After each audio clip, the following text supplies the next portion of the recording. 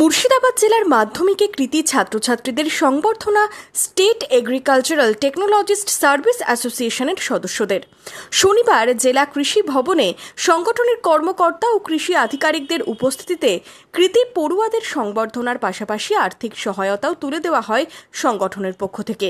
এর পাশাপাশি এদিন জেলা কৃষি ভবনে কৃষকদের সহায়তায় একটি লাইব্রেরিও উদ্বোধন করা হয়েছে।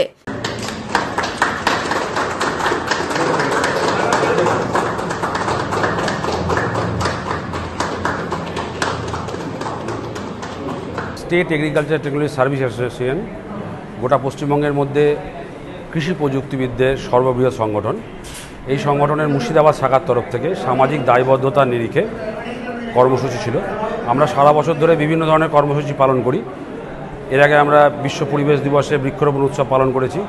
আজকে তারই কন্টিনিউশন বলা যেতে পারে।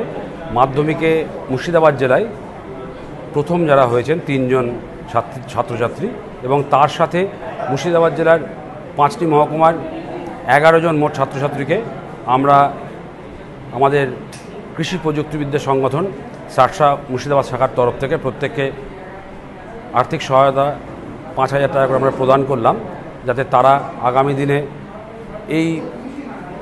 তাদের যা পড়াশোনা সেই পড়াশোনা আরও উৎসাহিত হয়ে আরও ভালো করে করবে। জেলা কৃষি দপ্তরের আধিকারিক ও প্রশাসনিক আধিকারিকরা এদিনের অনুষ্ঠানে যোগ দেয়।